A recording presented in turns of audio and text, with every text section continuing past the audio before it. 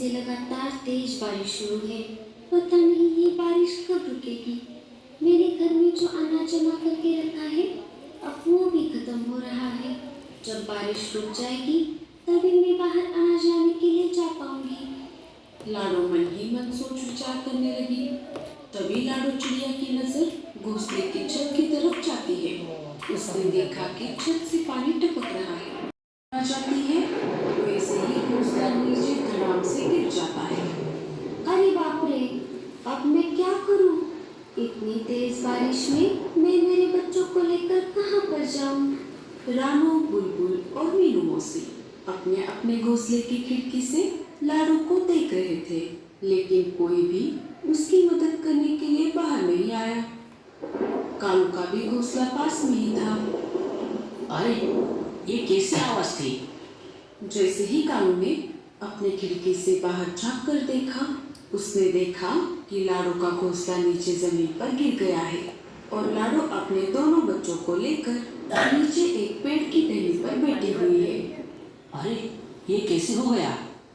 लगता है तेज बारिश की वजह से लाडो का घोंसला टूट गया। मुझे जाकर उसकी मदद करनी होगी। गोरी कौवी भी ये सब खिड़की से देख रही थी। बड़े आए मदद करने वाले। कोई जरूरत नहीं है उसकी मदद करने की। उसे अपना घोंसला पहले ही पक्का कर लेना चाहिए था। कोरी, तुम ऐसा कैसे बोल सकती हो? बारिश तो कभी भी आ सकती है, वो हमारे हाथ में नहीं है। कभी भी किसी के भी साथ ऐसा हो सकता है, हमारे साथ भी। क्या तुम्हें याद है जब हमारा घर नहीं था और तेज बारिश हो रही थी, हम लाडो से मदद मांगने के लिए उसके घर गए थे। लाडो, अरे ओ लाडो, दरवाजा खोलो, हम मुसीबत में हैं। कौन है? अरे मैं हूँ कालू। अरे कालू, मेरे हाथ पैर तो बहुत दर्द कर रहे हैं। मैं तो चली सोने।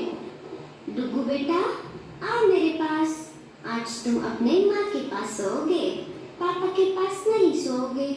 हाँ मम्मी, मैं तुम्हारे पास ही सोऊंगा। गोरी, तुम मेरी मदद ना करके ठीक नहीं कर रही।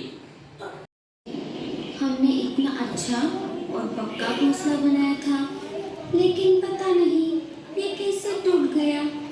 जब घोंसले की आधी छत गिर गई तभी मैं बच्चों को लेकर बाहर आ गई और थोड़ी ही देर में पूरा घोंसला नीचे गिर गया।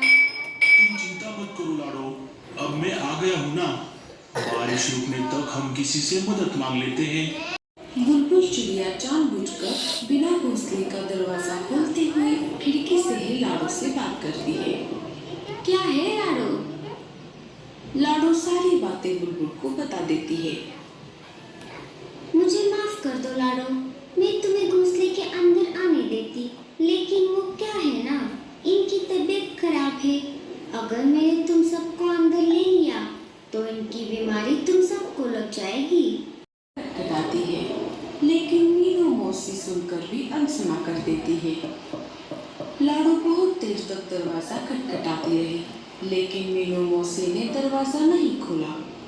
लगता है मौसी सो रही है, उन्हें हमारी आवाज नहीं आ रही। लाडो परेशान हो जाती है।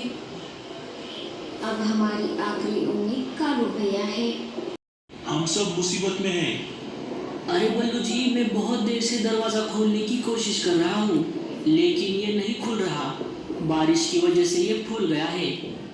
सोनू मोनू, तुम चिंता मत करो, मैं और पापा है ना तुम्हारे साथ। तुम दोनों एक काम करो, मेरे पंखों के नीचे आ जाओ।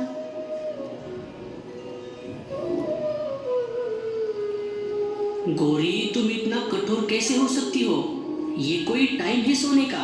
बाहर लाडो और उसका परिवार मुसीबत में है, वो भीग रहे हैं और तुम हो कि कंबल ओढ़कर सो रही हो। उठो और दरवाजा खोलने में मेरी मदद करो। मैं कोई मदद नहीं करने वाली। और उसके भी घोंसले की छत नीचे गिर जाती है। कालू कौवा घोंसले के बाहर गिर जाता है। गोरी और डुग्गू अंदर फंस जाते हैं। गोरी, डुग्गू। लाडो, बल्लू और सोनू मोनू ये सब देख रहे थे। सोनू मोनू, तुम यहीं पर ही रुको। लाडो और बल्लू जल्दी से कालू के पास आ जाते हैं और फंसे हुए गोरी और डुगू को निकालने की कोशिश करते हैं। जैसे तैसे करके वो दोनों को बाहर निकाल लेते हैं। गोरी और डुगू को गहरी चोटें आई थी। गोरी को अपने किए पर पछतावा हो रहा था। गोरी रोने लगी। लाडो, मुझे माफ कर दो। जब तुम्हारा घोंसला गिर गया था तब मैं बहुत हंसी थी। शायद इसी वजह से ऊपर वाले ने मुझे यही सजा दे दी। ये सब नज़ारा देखकर रानो, बुलबुल और मीनू मौसी भी बाहर आ जाती है। लाडो, हमें भी माफ कर दो। तुम सब बारिश रुकने तक मेरे घोंसले में रहने के लिए आ जाओ। सारे मिलकर लाडो और कालू के घर को फिर से बनाने में मदद करते हैं और सब हंसी खुशी रहने लगते हैं। तो दोस्तों, इस कहानी से हमें ये सीख मिलती है, कभी भी किसी के बुरे वक्त में उस पर हंसना नहीं चाहिए।